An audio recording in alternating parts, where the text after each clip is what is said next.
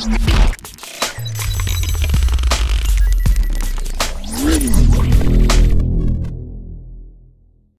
is good, guys? Matt from Duality Gaming here, giving you another video. This is an E3 rundown, just like Darius did with EA, Bethesda, and Microsoft. I am doing with Sony, Ubisoft, and Nintendo. This one will be Sony, and then once all these videos are out and everything, tomorrow or so on, we're gonna have a video saying who we think won E3, highlights of E3, and all that kind of jazz and palaver and this, that, and the other. Anyway, going on to Sony. The first thing they showed was God of War, and well, I've been on a really big God of War thing lately. And it seems that the long-bearded Kratos is now it's got a new game. It's just called God of War. I don't think it's got an actual title or anything like that. So yeah, if you haven't seen it, it's like a 10-minute trailer. It looks amazing. There wasn't that much gameplay from what I remember. I know heads got crushed, and it was really surprising to see Kratos with a long beard, because I'm kind of curious to see where this is placed in the God of War timeline. If you've played the end of God of War 3. I thought it was amazing. It looked amazing. I'm definitely hyped for it. I'm definitely going to get it anyway. I would like to see more of it, obviously, before anything. It's probably going to be a short game, but it looks really interesting, and it was a great way to start. Then we moved on to Kojima's project, which was called Death Stranding. And to be completely honest with you, to keep it really short and simple, no one really knew how to react to that. I didn't even know how to react to that. I looked at it and I was like, is it a horror game? And then it went into something else, and it just got a bit weird. And yeah, we're going to have to see more of that. It looked a bit strange, and you can tell by the audience if you watch this conference. The audience didn't really know how to react to that. They didn't really cheer. They lost their shit when he came out, and then it kind of just dissipated because they didn't know what they just saw, which is probably a good thing because it will keep people questioning. But anyway, going on from that, The Last Guardian finally got a release date. I think it's somewhere in October. I just completely forgot. If you've seen the amount of times I had to redo this, you'd understand why. But yeah, Last Guardian got a release date. It's finally revealed. After 8 years, it's coming out. So all you people that have waited, rejoice. And then we go on to Final Fantasy 15. Final Fantasy 15 is coming to VR. So like PlayStation VR and all other headsets. So that's good. And just on a side note, this will happen more later on in the video. It seems that Sony had a very big push for VR, in my opinion, in this conference, which is not a bad thing, but I don't really, for me to get a VR, they would really need to sell it to me. I can't justify getting another £300 peripheral for Sony.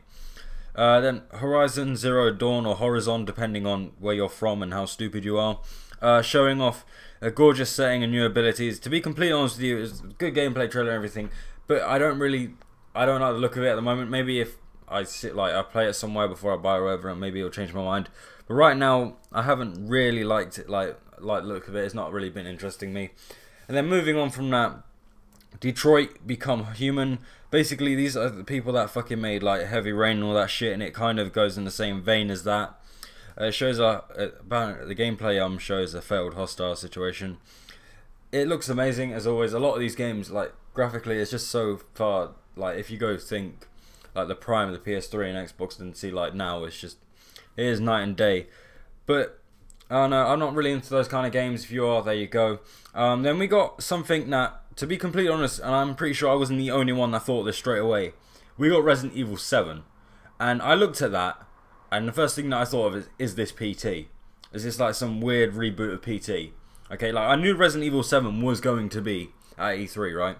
But I didn't know that they would change it so much.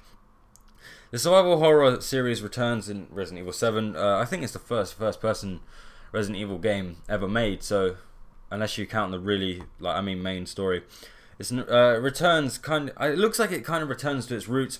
It goes into it has VR support, which, as I said, there's a lot of it. And for PlayStation Plus members, you can get a demo. I'm gonna just save everyone the trouble. It was boring. It was very boring. It felt like literally. You know what, even PT had more interactiveness than that. That was one of the most boring things I've ever played, and it had an annoying film grain. Anyway, going on from that, we have Days Gone, and for some unknown reason, I really can't remember this game, and I'm pretty sure I liked it, actually. It was kind of oh no, I do. I know why I didn't remember it. I went out to get some fresh air. Basically, the music was really good. That's the one thing I remember of it. Basically, you drive around, it's post-apocalyptic, game. There's loads and loads of zombies, and you drive a bike. That's what I got from that. Anyway, moving on from that, we had Call of Duty now. Both Call of Duties. One, I don't give a fuck for. Two, we've already seen, but a lot of people more hype for it. We had Infinite Warfare gameplay, which, to be completely honest with you, I went for a shit while that happened because I didn't really care for it. And Call of Duty Modern Warfare Remaster campaign comes early on PS4.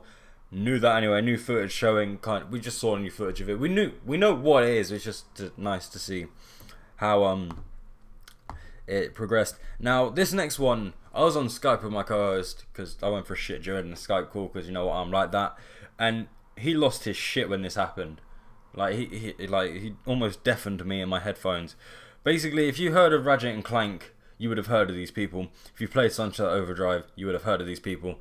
But kind of sucks to be you because I'm pretty sure it's not going on Xbox One. Insomniac's making Spider-Man. Now I made a video saying it could be Sucker Punch, but this kind of threw me all. This just threw me off. Like, I don't think anyone was expecting this. This was great. The Ratchet and Clank developers are making a new Spider-Man game. The one thing I don't want it to go into is just be another Spider-Man game like Amazing Spider-Man 2. Like, it's literally just average Spider-Man games. Hopefully they do a lot with it. Hopefully they bring in some of the elements from Ratchet and Clank. Even if it's not really story, if it's all on gameplay, which Ratchet and Clank is about, I'd be completely happy with that.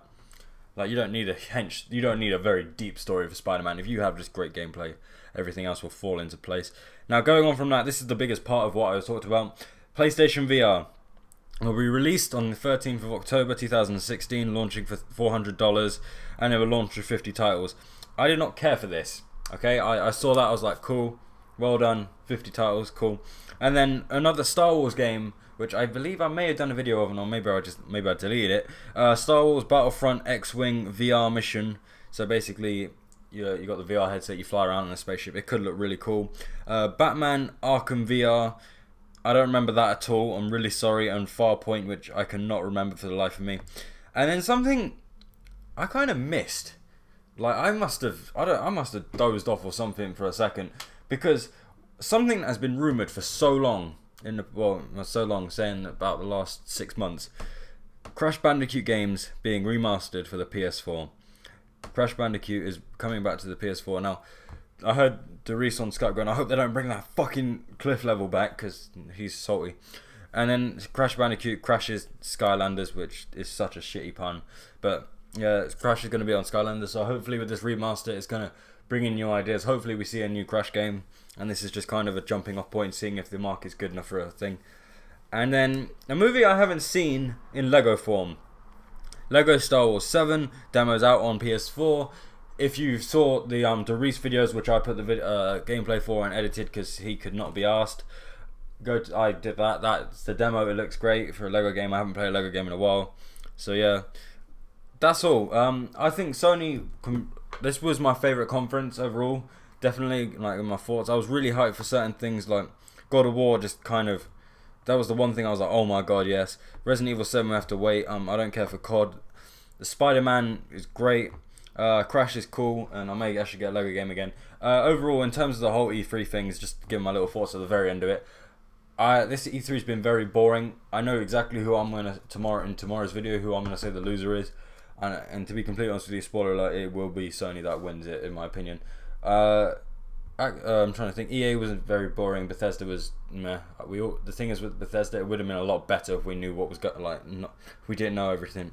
But anyway, tell me what you thought of Sony's conference down below. Like the video if you liked it. Dislike if you didn't like it. Subscribe to the channel. It really does help me and Doris out.